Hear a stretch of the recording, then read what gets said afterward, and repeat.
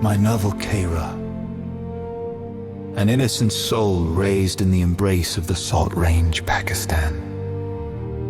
Episode 9, Chapter 16. Even before sunset, many young couples had gathered the silence that was so profound that only the mournful lament of the water could be heard that night.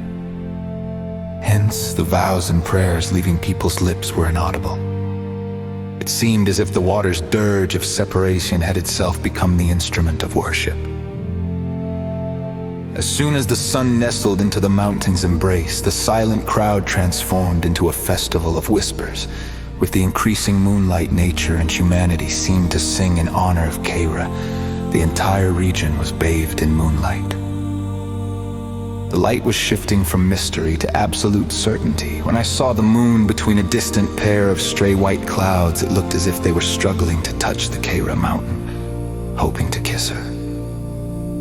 A local proverb is famous, Khewra, a reality visible only to the fortunate. For ages, the miners have been digging into the mountain under the pretext of extracting salt, but fueled by the passion for a union with Khewra, their zeal and fervor never diminish, because every human seeks their own spiritual development. Humanity's effort since eternity has been to nourish the universal flame bestowed upon them in the form of the soul, otherwise the earthly body demands nothing but material satisfaction. I observed that every strike of the miner's pick was, in fact, shaking the mountains within themselves. This was not merely a salt mine. It was also the work of excavating souls, for when the strong hammer of resolve and determination works alongside the chisel of focus and concentration, new treasures of knowledge and insight are discovered. All day I had felt entangled in the comfort of my chair and the restlessness of my soul, because it is a prerequisite for the seeker to be at the place of the sought. That is why I had arrived at this spot after the afternoon prayer. I had left 3 things arranged on my table and walked away. The old piece of salt I had taken as a keepsake in my boyhood, which I had wrapped in a yellow handkerchief and kept safe in my bag inside a thick red cloth cover, a salt lamp, and the set of old, worn-out books concerning the history of the Salt Range that I had collected over the years. They too had returned with me from the foreign land. And the third was the note I had plastered on my room wall for a daily reminder. Yes, Uncle Noor's irritated voice. The one who asks something of her must pay the price. Now I was also in search of the answer to this statement, so that I could understand the nature of the price and its value.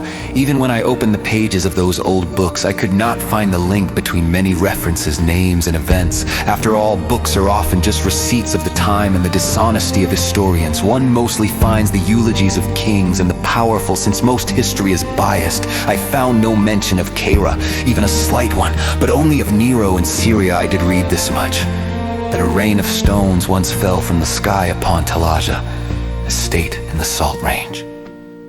This was the state where death was delivered on charges of bias and rebellion. My research and the famous folk tales of the area established a connection with Khewra.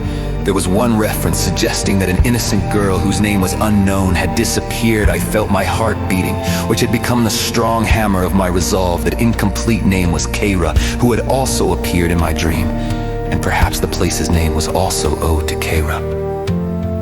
Now my search was not just for a romantic beloved, but for historical testimony. I decided that I must not only reach the depth of this folk tale, but also find the old man who might be the link between history and the spirit.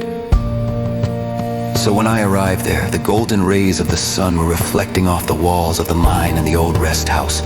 The gentle breeze rustled the branches of the ancient trees, whispering mysterious secret, and I felt as if I was being awaited and a new journey was about to begin. At this historical site where the centuries-old story of Khewra, a suppressed tale of oppression and love, still floats in the air, that very Khewra, a beautiful and innocent girl in search of a new chapter of her destiny. Instead of the traditional fragmented stories in the public, the dreams and deep secrets hidden in her heart were soon to be revealed before me in the form of a narrative.